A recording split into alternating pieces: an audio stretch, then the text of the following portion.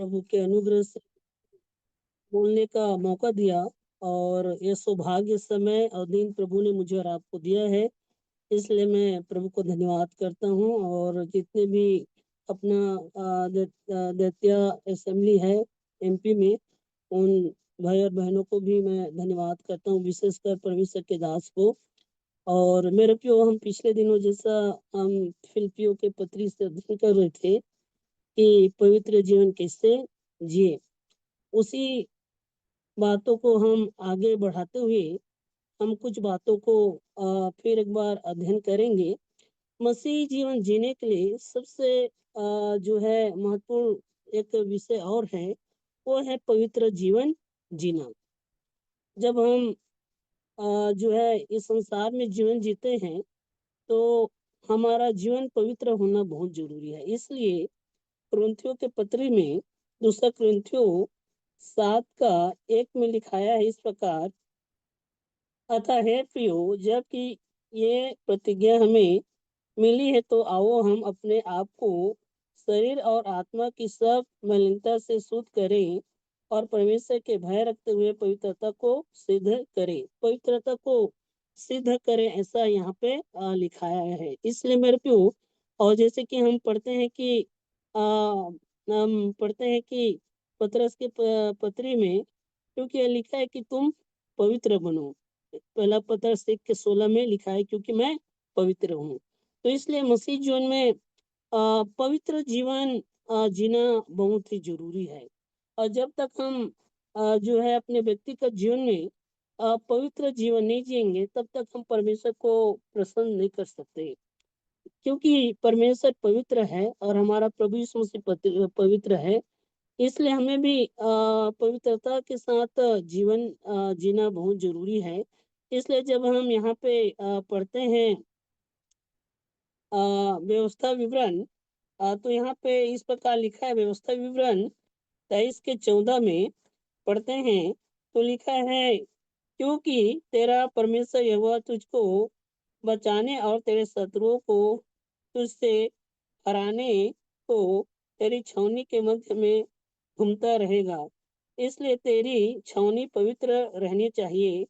ऐसा न हो कि वह तेरे मध्य में कोई अशुद्ध वस्तु देखकर तुझसे फिर जाए। यहाँ पे देखते हैं कि जो व्यवस्था विवरण है, वहाँ पे कहता है कि तेरा छावनी पवित्र होना चाहिए।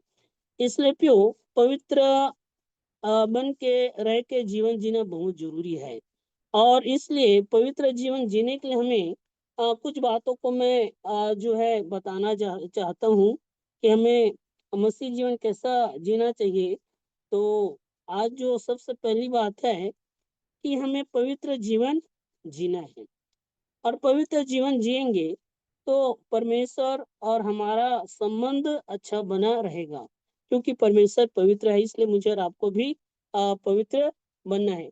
तो पवित्र जीवन जीने के लिए जो महत्वपूर्ण विषय है, हमें परमेश्वर के वचन पर हमें जो है ध्यान देना है। जैसे कि भजन संहिता 1 अध्याय में पढ़ते हैं, तो वहाँ पे इस प्रकार लिखा है, भजन संहिता 1 अध्याय में पढ़ते हैं एक धर्मी जन का जीवन और अलगाव के विषय में।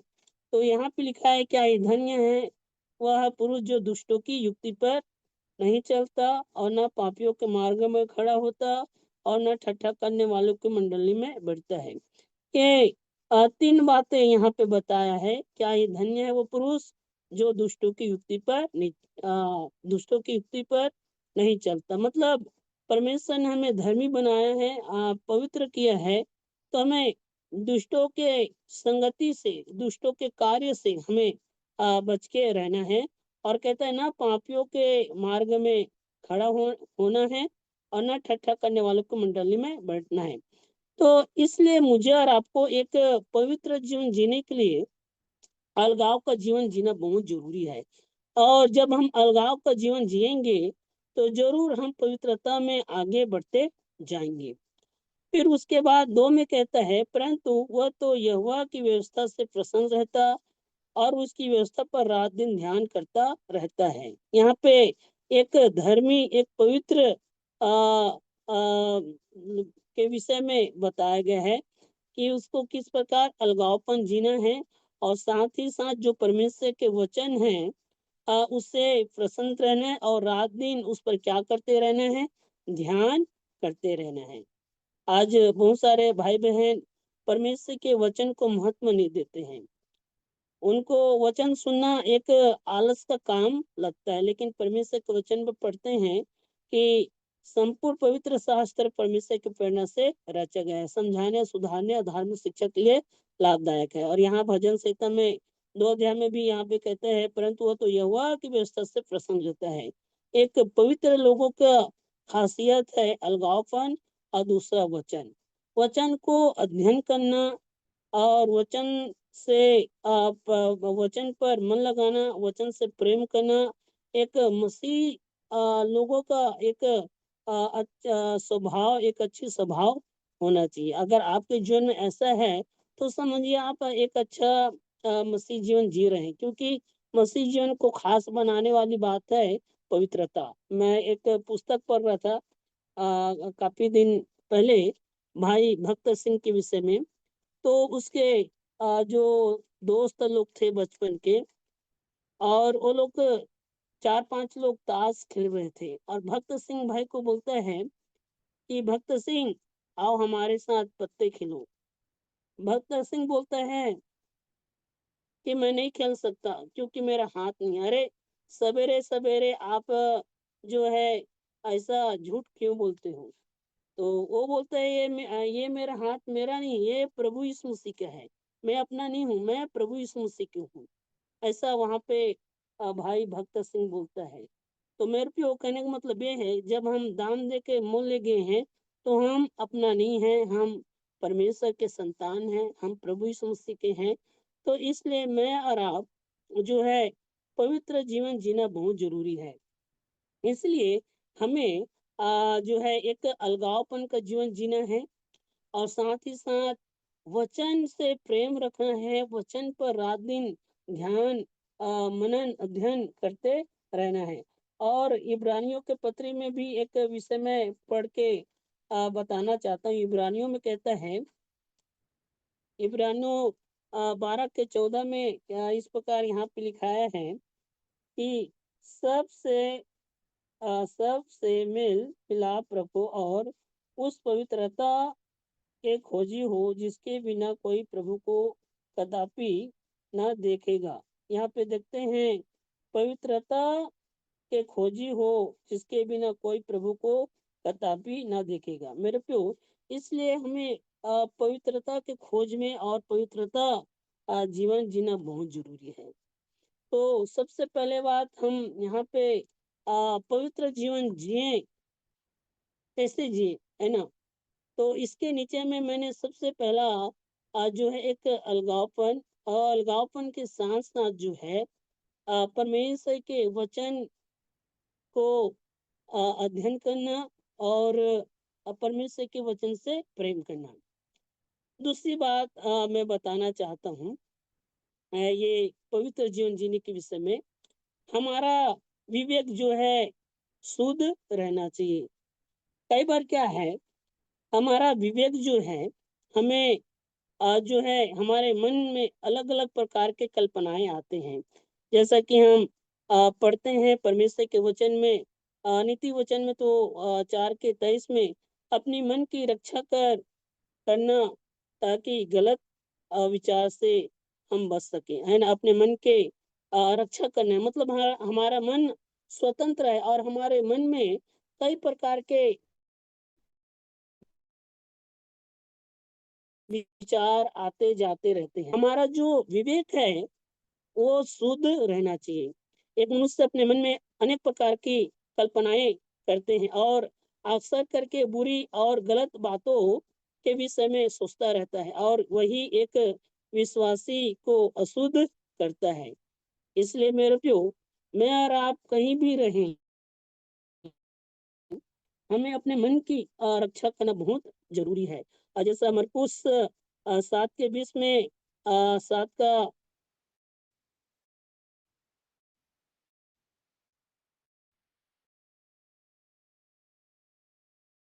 20 और 23 में पढ़ते हैं, वही मनुष्य को अशुद्ध की रक्षा करना बहुत जरूरी है। हमारे मन में गलत फहमी भी होता है, शैतान गलत बात भी डालता है और किसी भी जो है बहन लोग को या किसी को भी देख के गलत विचार एक व्यक्ति के मन में आता है, या पैसे के विषय में हो या सांसारिक लालच के विषय में हो।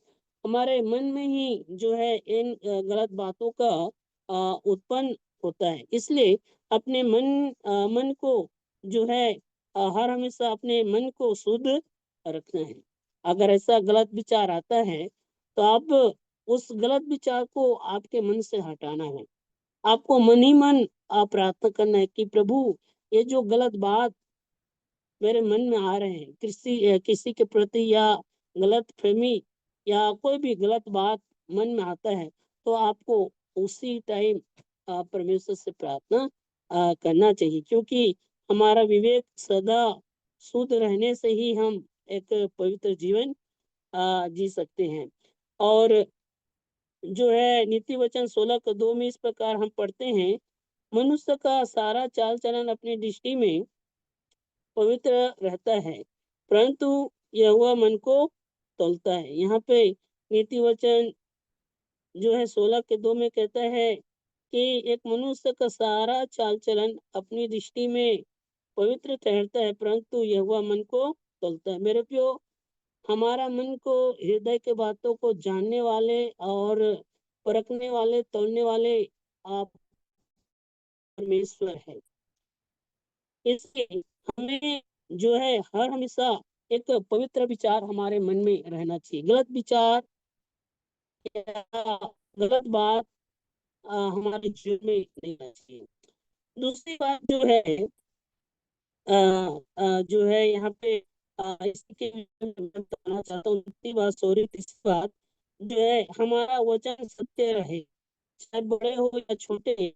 हर हमेशा जो है लोग जो आकर के झूठे बोलते हैं, और झूठने वाले जो है एक तो शैतान झूठ बोलता है, और एक मनुष्य झूठ बोलता है। जानवर कभी भी झूठ नहीं बोलता, ऐसा मैं समझ सकता हूँ। पशु पक्षी का झूठ बोलता होगा, ऐसा कभी सुने नहीं हो, लेकिन शैतान आता है, और मनुष्य भी झूठ बोलने के कारण वो पाप में जीवन जीता है। इसलिए हमारा जो वचन है वो सत्य होना चाहिए। और जैसा कि वचन में पढ़ते हैं कि सत्य असत्य को जानोगे, सत्य तुम्हें स्वतंत्र करेगा। तो हम सत्य जानते हैं, तो हमारे जीवन में सत्यता होना बहुत जरूरी है। सत्य के अनुसार जीना। इस वचन में पढ़ते हैं, तुम्हारा हाँ का हाँ और ना का ना होना चाहिए। इसमें गोल मटोल बात करके हम अपने आप को धोखा देते हैं, या झूठ बोल के अपने आप को जो धोखा देते हैं। और ऐसा हमारा जो जो वचन है वो सत्य नहीं रहेगा, तो सोचिए हम कैसे पवित्र जीवन जी सकते हैं। हम बात में गलत बात बोल जाते हैं, झूठ बोल जाते हैं। इसलिए हमारे जीवन में सत्य होना बहुत जरूरी है, हमारा वचन सत्य होना जरूरी है। इसलिए हमें पढ़ते हैं नीति वचन 12:2 में, तो 12:22 में यहाँ पे नीति वचन 12:22 आयत को मैं पढ़ना चाहता हूँ। 12:22 में इस प्रकार लिखा है, 12 का नीति वचन 12:22, हाँ। कंगाल पर इस कारण अंधेर न करना कि वह कंगाल है, और न दिन जन को कचहरी में पिसना। मतलब कई बार क्या होता है कि लोग जो है झूठ बोल के लोगों को फंसाते हैं, या अलग अलग प्रकार के कार्य अपने झूठ बोलते हैं। इसलिए हमारे जीवन में काम नहीं होना चाहिए। हमारा जो वचन है, जो हमारे मुंह से निकलता है, वो सत्य होना चाहिए। और जितना हम सत्य बोलेंगे उतना परमेश्वर हमारे जीवन से होगा। इसलिए हमारे जुबान में भी हमें असत्य नहीं बोलना चाहिए।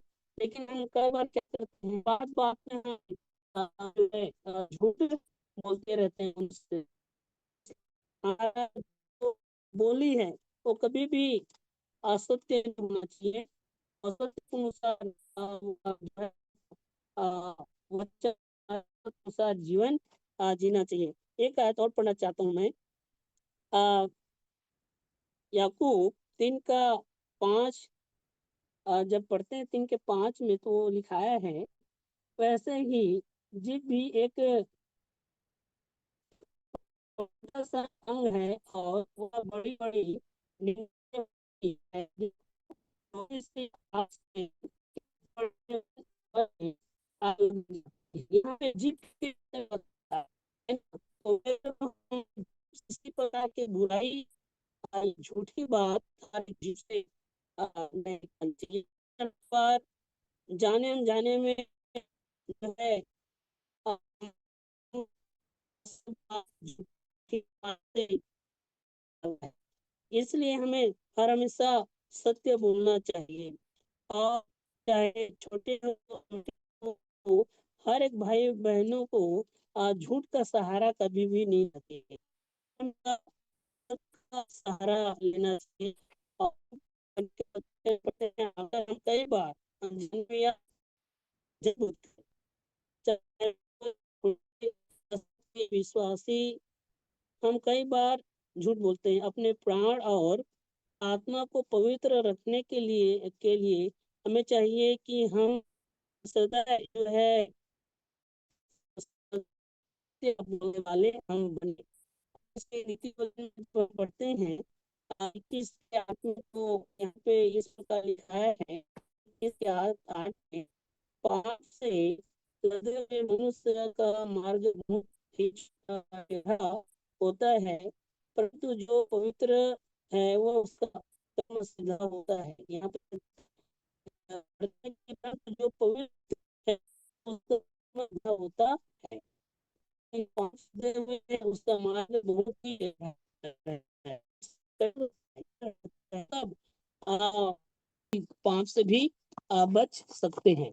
इसलिए प्यो हमें क्रोध से भी क्या रहना है, दूर रहना है। और क्रोध करने वाले अक्सर करके जो है पाप में गिर जाते। तो एक मसीही भाई बहनों को अगर पवित्र जीवन जीना है तो क्रोध करने वाले नहीं हो, और क्रोध में धीमा होना चाहिए। जैसा कि यहाँ पे पत्री में हम पढ़ते हैं, तो यहाँ पे पत्री मेरे कोई भी जो है याकूब 1 अध्याय का 19 और भी शायद पढ़ सकता है।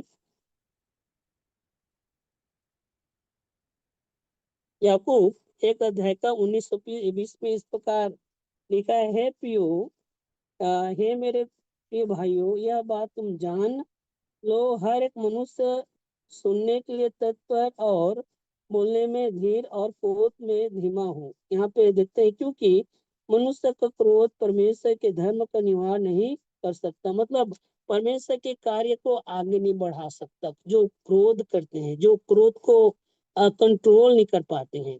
इसलिए मुझे और आपको पवित्र जीवन जीना है, मसीही जीवन जीना है, तो क्रोध करने से बचना है ना।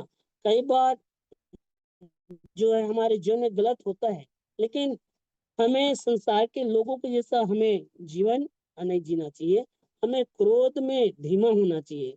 और जो क्रोध में धीमा रहकर जीवन जीते हैं, वो जरूर बुराई से या पाप से या गलत बातों से बच सकता है। क्योंकि क्रोध करने वाले जो है अक्सर कर जल्दबाजी में वो पाप करते हैं।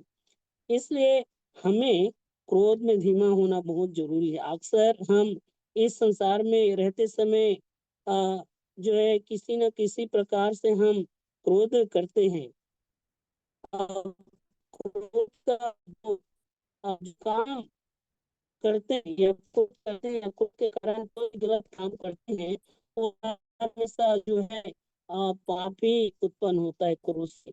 इससे हमें क्रोध क्रोध कर रहे हैं तो उसमें जो है आप धीमा उस गुस्सा को एक प्रकार से बोला जाए तो उस बात को भूल जाना चाहिए। जैसा कि जन में कैसा ऐसा लोग उसको थूका उसका ठट्ठा उड़ाया गया, और कई सारे चेलों को भी, है ना, तो उनके जीवन में ऐसा क्रोध नहीं था।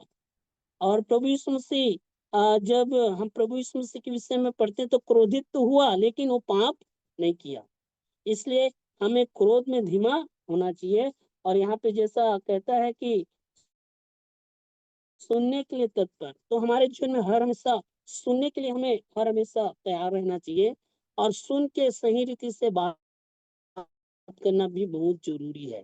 मसीह जीवन में अक्सर कई लोग इस बात को भूल जाते कि हम कौन हैं। हम प्रभु के लोग हैं, प्रभु के चुने हुए लोग हैं। तो इसलिए मुझे और आपको सही रीति से प्रभु के वचन के अनुसार, प्रभु की इच्छा के अनुसार हमें जीवन जीना बहुत जरूरी है। क्योंकि जब हम क्रोध करेंगे,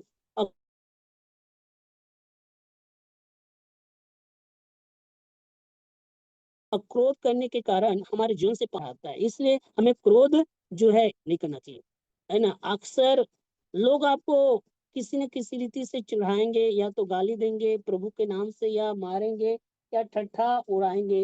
लेकिन इससे आपको आनंदित होना है, क्योंकि आप प्रभु के नाम से दुख सह रहे हैं, या प्रभु के नाम से जो है कष्ट सह रहे हैं। इसलिए कभी भी क्रोध नहीं करना चाहिए। जैसा कि यहाँ पे लिखा है कि क्रोध में धीमा हो, है ना।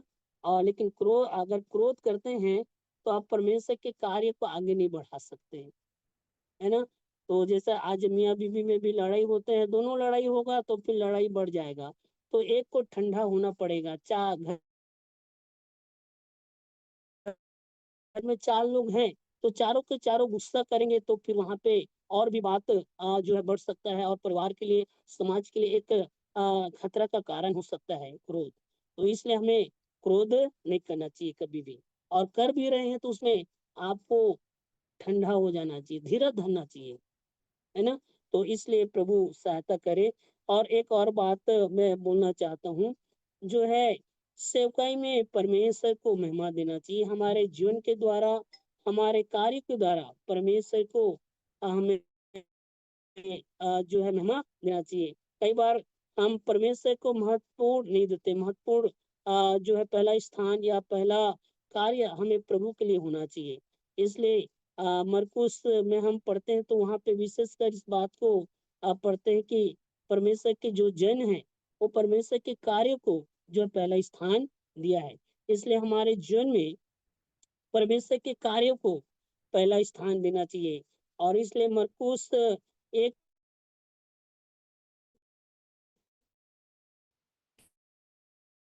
के साथ में हम यहाँ पे पढ़ते हैं तो लिखा है, इसको पढ़ना चाहता हूँ।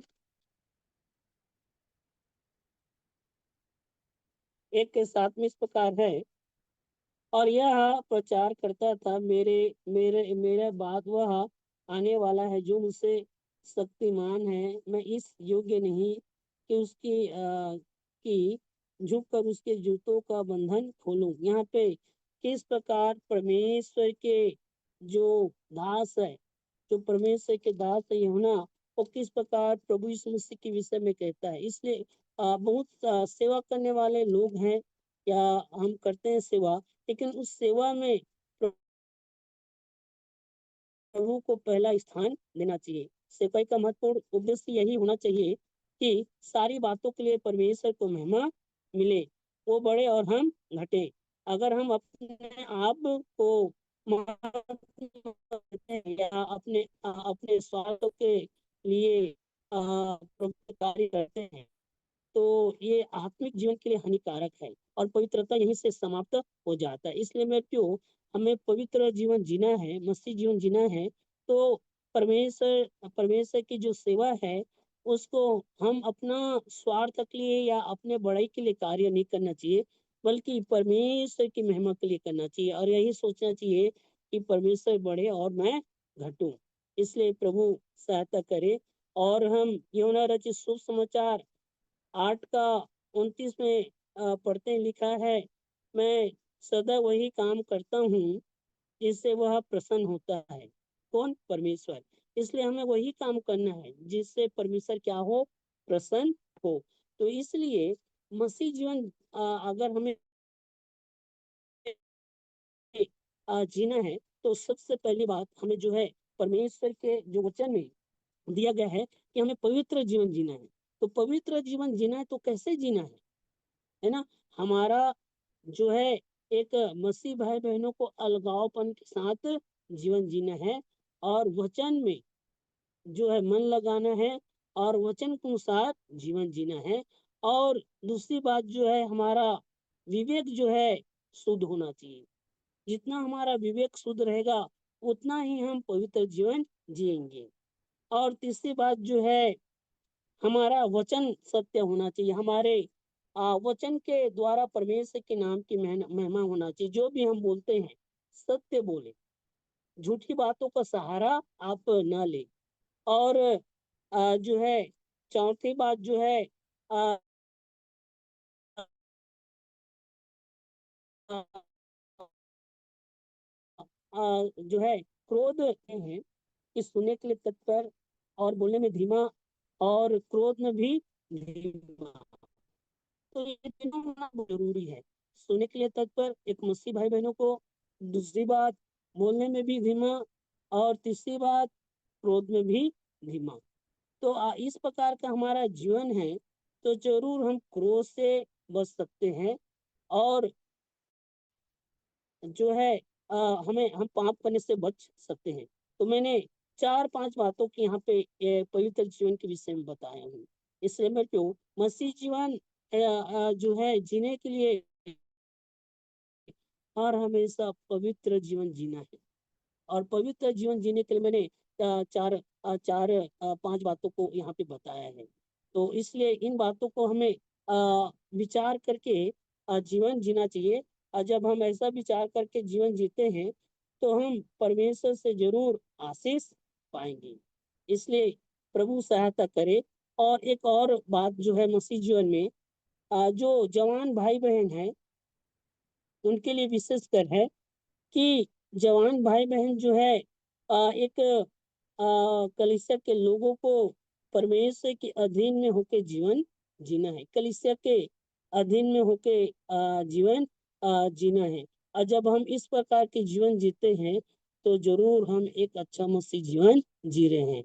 हम पतरस के बारे में पढ़ते हैं तो पतरस के पहले पत्री में 5 के 1 और 10 में वहाँ पे पढ़ते हैं। पहला पतरस 5 का 1 से 10 में तो एक मसीह जीवन कलीसिया के विश्वासियों को और प्राचीनों को वहां पे बताया है कि किस प्रकार के हमें जीवन जीना है। इसलिए मुझे आपको परमेश्वर के अधीन में ही रह के जीवन जीना बहुत ही जरूरी है। और जो है उसके बाद जो है हमें एक एक धीरज का जो है जीवन जीना बहुत जरूरी है।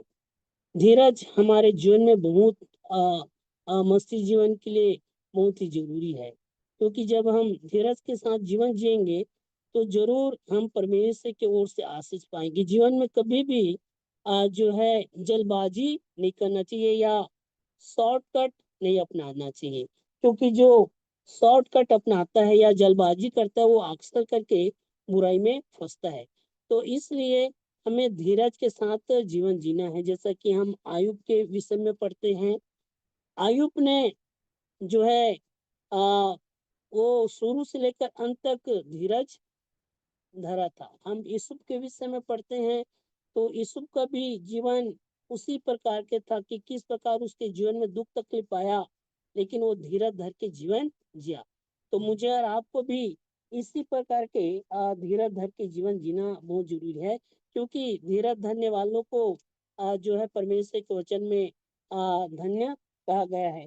इसलिए याकूब के पत्री में यहाँ पे लिखाया है, याकूब के पत्री में जब हम पढ़ते हैं हम्म,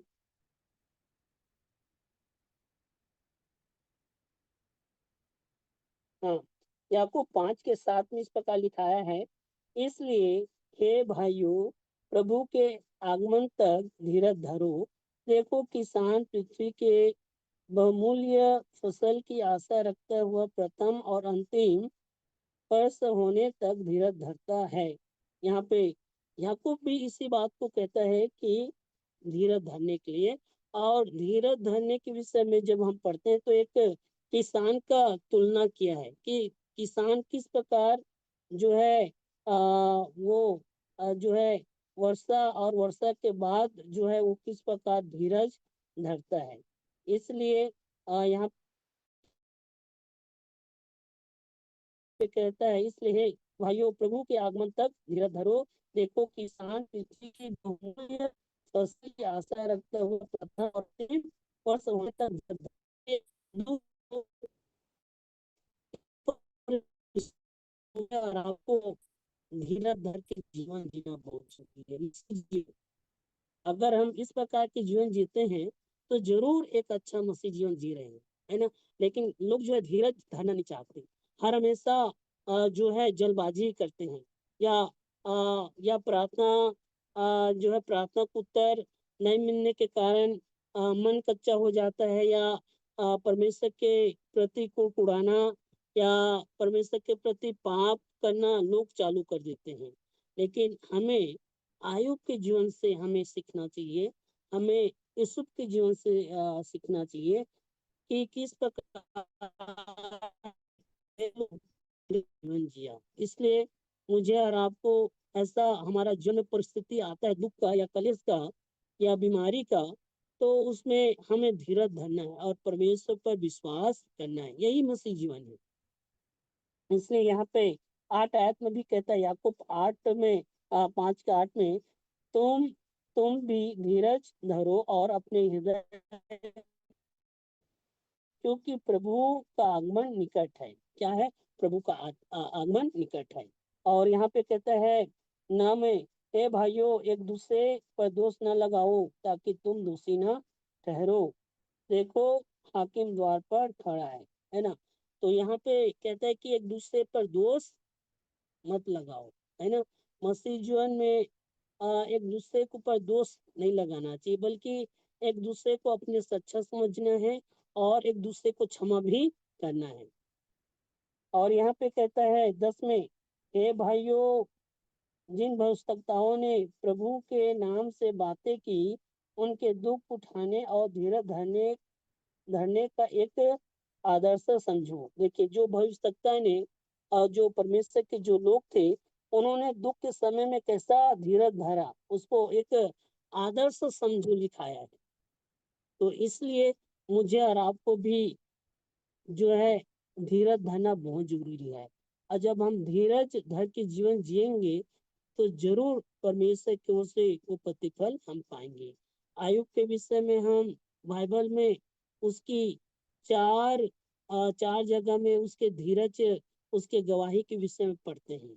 और आयुब ने जब अंत तक धीरज धरा तो परमेश्वर ने उसको डबल आशीष दिया। जब हम जो है आयुब के पुस्तक पढ़ते हैं तो वहां पे लिखा है लास्ट अध्याय में कि परमेश्वर ने उसको दुगना आशीष दिया, पहले से ज्यादा दुगना आशीष दिया। क्यों दिया? क्योंकि वो जो है धीरज धर के जीवन जिया था और परमेश्वर के प्रति पाप नहीं किया था। उसके जीवन में कई प्रकार से समस्या आया, कई प्रकार से उसके धन, उसके शरीर, उसके परिवार का हानि हुआ, लेकिन वो परमेश्वर के प्रति पाप नहीं किया, बल्कि एक अच्छा धीरज धर के जीवन जिया। तो इसलिए मुझे और आपको भी धीरज धरना बहुत जरूरी है। ये संसार में जीवन जीते हैं इस शरीर में, तो दुख और कलेश आएगा, जरूर बीमारी भी आएगा, लेकिन हमें परमेश्वर के प्रति ईमानदार और विश्वास योग्य बन के धीरज धर के जीवन जीना बहुत जरूरी है। और जैसा कि यहाँ पे लिखाया है 11 में, याकूब 5 के 11 में लिखाया है, देखो हम धीरज धरने वालों को धन्य कहते हैं, है ना। देखो हम धीरज धरने वालों को क्या कहते हैं? धन्य कहते हैं। अगर मैं और आप धीरज धरते हैं दुख के समय में, तो हम कौन है? धन्य व्यक्ति हैं परमेश्वर की दृष्टि में, है ना। और परमेश्वर हमारे जीवन से प्रसन्न भी होगा। तो इसलिए मुझे और आपको जो है धीरज धर के जीवन जीना बहुत जरूरी है।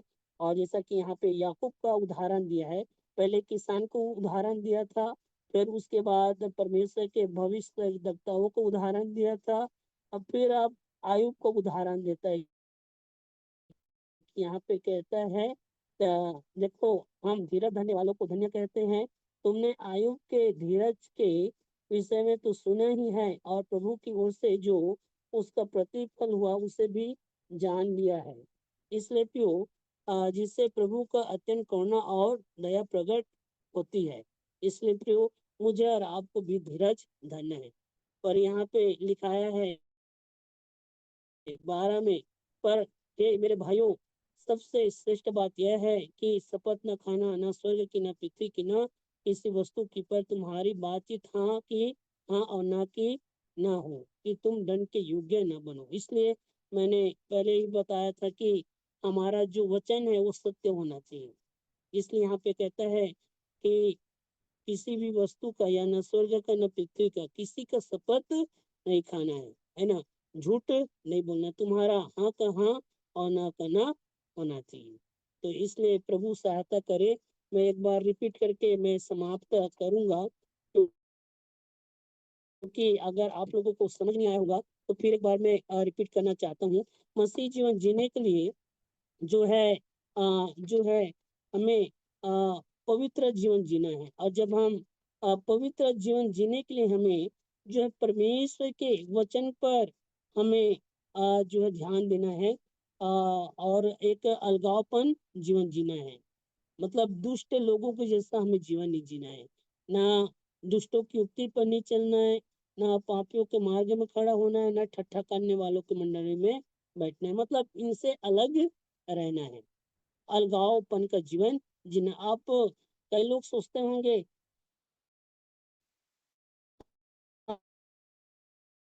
हम संसार में रहते हैं तो कैसा, समुंदर में मछलियां रहते हैं, लेकिन समुंदर का जो पानी है वो खारा रहता है, लेकिन मछली जो है उसमें समुंदर का जो गुण है, जो खारापन है, वो मछली में नहीं रहता है। इसलिए मेरे आपके जीवन भी संसार में तो रहते हैं, लेकिन हमें एक अच्छा मसीह जीवन जीने के लिए हमें पवित्र जीवन जीना बहुत जरूरी है।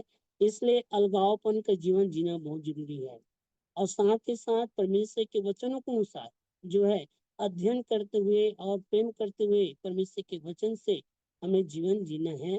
और दूसरी बात, हमारा जो विवेक है वो हर हमेशा शुद्ध रहना चाहिए, है ना। हमारे मन में गलत विचार या गलत फहमी हमारे मन में नहीं आना चाहिए, क्योंकि जो मन से निकलता है वही मनुष्य को अशुद्ध करता है। इसलिए हमारे मन का क्या करना है, रक्षा करना है। जैसा नीति वचन 4 के 23 में पढ़ते हैं, अपने मन की रक्षा कर, है ना। फिर उसके बाद जो है नीति वचन 16 के 2 में पढ़े हैं, मनुष्य का सारा चाल चलन अपनी दृष्टि में पवित्र ठहरता है, परंतु यहोवा मन को तौलता है। परमेश्वर हमारे मन को क्या करता है, तौलता है, कि हम मन में किस प्रकार के बात भरा हुआ है। इसलिए हम जो है हमारा विवेक जो है शुद्ध होना बहुत जरूरी है। तीसरी बात जो मैंने बताया, हमारा वचन सत्य होना चाहिए, हमारे बोली सत्य होना चाहिए।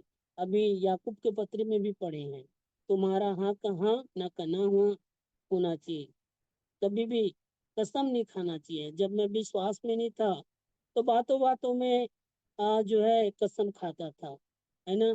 माँ कसम, भगवान कसम, वो कसम, ये कसम, ये सब मसीह में नहीं चलता, है ना। हाँ के हाँ ना के ना। इसलिए हमारा जो वचन है वो सत्य होना चाहिए।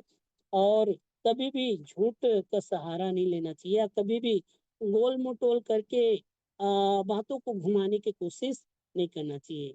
और चौथी बात जो है, क्रोध से हमें दूर रहना है ना। क्रोध से दूर रहना है। इसलिए क्रोध करने से पहले हमें सुनने के लिए तत्पर और बोलने के लिए धीमा। इसलिए हमें क्रोध से क्या रहना है, दूर रहना है। अगर बोलते हैं तो सोच समझ के भी बोलना है। तो